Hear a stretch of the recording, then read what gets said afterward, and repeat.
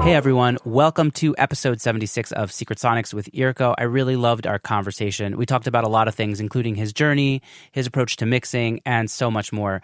I really think you're going to dig it. There's tons of great information in here. I do want to apologize that we didn't get to the sauce segment in this episode, but nevertheless, I think there's a ton of great resources in this episode for anybody who's involved in production, and especially in mixing. I really think you're going to dig it. So without further ado, here is episode 76 with IRKO.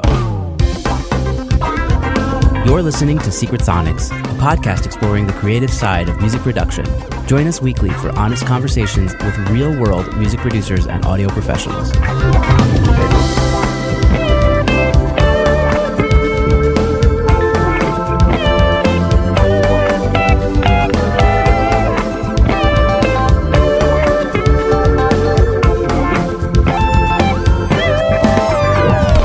Hello and welcome back to Secret Sonics. I am your host, Ben Wallach. My guest today is IRKO. IRKO is a multi-platinum award-winning audio engineer. He grew up near Venice, Italy, but has been living and working in the United States for 15 years.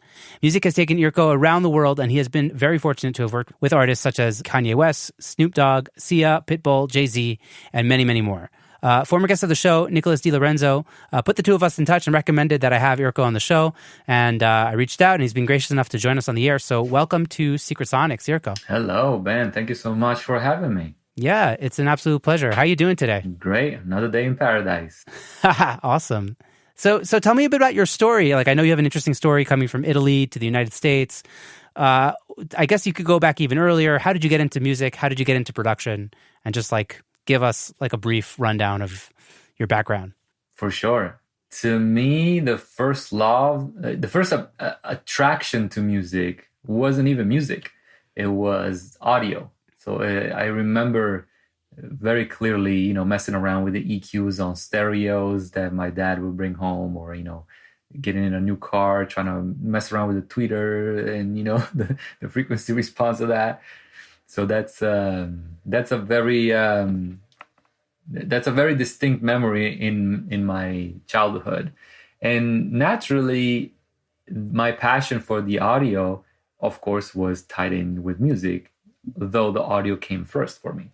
And then eventually, the next thing that I discovered was that there were different genres of music that, in which different aesthetics of audio were come into play. And that's how I discovered hip hop music. And, growing up in a very tiny town in Europe, there was nothing more foreign than some American-based aesthetic and culture that had nothing to do with what I knew, Right. And this is before the internet, and everybody had access to everything, which is that's right. The different world we live in now. This was before the internet. This was before CDs even. It was, cassette tape era, Yeah. that kind of thing. So that was definitely interesting, But yeah, that's kind of how it started with me. Fell in love with this genre that was so foreign, so distant from my reality, because at the time, New York boom bap hip hop music had the biggest drums, the biggest impact, the biggest low end, and especially compared to what was around me in Italy, you can only imagine what kind of music was around. In the late 80s, early 90s, it was completely different. And obviously at the time I did not speak English. I mean, I still have my difficulties nowadays with it, but I say that because I did not know what the hell the guy was talking about on the records. To me it sounded like blah blah blah blah blah blah blah blah. That's all it was. So to me there was no awareness of the cultural implications and what was talked about, or the message, or lack thereof, of this kind of music. So to me, it was strictly about sonics at this point. Then eventually, wow. My English... Was there a record that you found that really blew your mind, that kind of got things rolling? I cannot tell you an exact one because it's a blur. It was the early 90s at this point. But I do remember the first two cassette tapes that I had were Snoop Dogg Doggy Style. I clearly remember that one. And Friday, the soundtrack to the movie Friday. I had both on tape. Now, I don't know if those were the first ones, probably not, but I remember having those original too. And that was another thing because, to get your hands on actual music coming from America back then in Italy, it was like very difficult. It was, getting original music from over here was something somewhat comparable to getting illegal drugs from, the south of the border. It's kind of like that almost. Wow. And then, of course, I had an unlimited amount of copies and mixtapes, like at the time. Yeah, because you could record onto the cassette deck from whatever. Yeah. So it was very simple to either copy them or get in copies, And so I don't know exactly one particular artist that I can point out on that, but I remember having tapes from EPMD, Public Enemy, and so forth. Then it was Cypress Hill, and then the CDs came, and CDs kind of like with it was a little different, But yeah, it started on tapes. Yeah. So what happens after that? I became the guy that was spreading around this music, this new music that wasn't really available in my hometown, in my high school, or whatever the case, right? Now we're fast forwarding, maybe 10 years or something. And so that's when I started making mixtapes and things like that, and on CDs at this point, and kind of learned that girls liked R&B more than rap. And it's a little smoother, Yeah, definitely more harmonic content in there. Yeah. And that's when I started, spreading around this kind of thing, and I kind of grew the taste for different kind of music. Again, it was very difficult to find that kind of product around, but at this point, I started to travel around a lot more with my family over summers and stuff like that. So I had more chances of finding these CDs or whatever, especially going around in other countries where CDs were actually sold. American CDs were actually sold, and so it was a little easier to find them. So the move was to buy a Busta Rhymes CD in Germany in the summer, and then come back to Italy, make copies, and sell the shit around so that I can recoup the money. So now it's hilarious because 20 years later, now I am actually working with a lot of these artists that I grew up listening to. And so I always tell them, hey, man, I fucking bootleg the shit out of your stuff when I was a kid. But, to kind of, that music would have not reached that audience anyway. So I kind of like dressed it up as I was your PR, Yeah, it's funny. It's like I tell people on the show often how, like, I actually grew up in the States, but now I'm living in Israel, and Israelis, everyone in Israel uses Cubase because everybody had like ripped Cubase, I don't know, 20 years ago, 15 years ago. So it became the software that everyone in Israel used. But now they're all buying it. So, right, whatever works. Cubase is having the last laugh, right? Like, you spread around the gospel, people listen to it. That's right. That was like it's like the inevitable with Napster and stuff. Like, you can't stop those floodgates from being opened, right? Right. Wow. So I saw somewhere on maybe it was in one of your videos so you sent me a video that you're building a new studio. I want to talk about that. But like, you had a couple studios in Italy before you moved to America. Do you want to like briefly touch on that, and then maybe talk about moving to America and what that was like? Yeah. So it started in the bedroom, obviously, like it usually does, right? And did that for a few years, and then that's when I explored like the production side of things and making beats and things like that. And eventually I went to audio engineering school. First 4 months or so I interned for one of my teachers, and then the second 4 months or 5 or something, I actually built a little production studio in the basement, in basically next to my dad's garage, right? And so that was Studio Beat. There was no number at that point. I called it Studio Beat because I was making beats in the freaking studio. So obviously that's what we were going to call it, right? Straight up.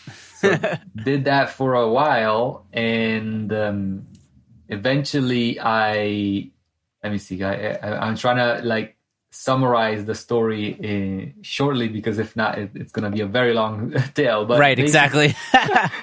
Basically, after that, I moved on to Okay, so this has been a trend in my life, right? It's always been massive steps. It hasn't rarely been like a gradual, like slow slope kind of thing, right? It's been massive steps. So that was the first massive step, was to go from a little garage room that was not much bigger than a small bedroom to a standalone 2 control rooms, 6 live rooms recording studio, which was the biggest one in the northeast of Italy. And that happened very, very early. I was 20 something. I think I was 22 when I did that. And of course I had no money, but I was able to place a record that I had fully worked on, meaning I developed the artist, I recorded the artist, I tuned the artist, I produced the whole thing, I mixed I had done everything. And I was able to sell the entire project to one of the biggest labels in Italy. And so when I went and picked up the check, I picked it up, I smelled it for a second, and then I put it back into the business, Basically I was still back to being broke, basically. Like, yes, I had a big place where I could do stuff, but it still had to be equipped with all of the stuff that I wanted to put in. So you built it yourself? You built the studio? No. So, and that's the other thing. When I got into this space, the building itself, all the walls, the acoustics and everything existed already. So yes, I had to build the equipment and the interior of the studio. Actually, not even the interior, just the equipment, the console, the tie lines, the cable management, things like that. Yes, I had to do, but everything else was already done. So I basically skipped through the entire process of building an actual studio. And what happened is it took me about 2 years to get all the equipment in because I had put all the money into the real estate, right? So that was a big accomplishment for somebody with no money. So basically what happened in the next 2 years is anytime I would do a session, I would have, I profited, say, $2,000 or something. I would buy an 1176, put it in the rack, so I'm back to zero, right? Yeah. And then the next session, okay, now I got an extra 1,500. Okay, I'm going to buy a Lexicon reverb, slide it in the rack. And that kept going for 2 years until it was done. And then eventually I made my way to America, which is a whole nother story right there. But I got to America while, as soon as the studio was somewhat functional, I went to America and to New York. And that was an incredible, I got a very warm welcome to America kind of moment because I got to work with big celebrities almost right away. And so that's how it kind of happened. And that's how the beginning was. So how did you like end up taking all that gear from Italy to America down the road, or did you leave it there, sell it there? Like, what did you end up doing? So the second studio, the big studio, has been functional for 11 years. So it took me 2 to make it and assemble it and everything. And then in the next maybe 3 years after the first 2, I was going back and forth. So I was still doing sessions in Italy. But basically, I had built a team there with 2 engineers. Two people were always using it. The 2 people switched over time, but it was always 2 people running it while I was gone. So yes, I left all the gear there and the know-how. I groomed the engineers to run my sessions and stuff.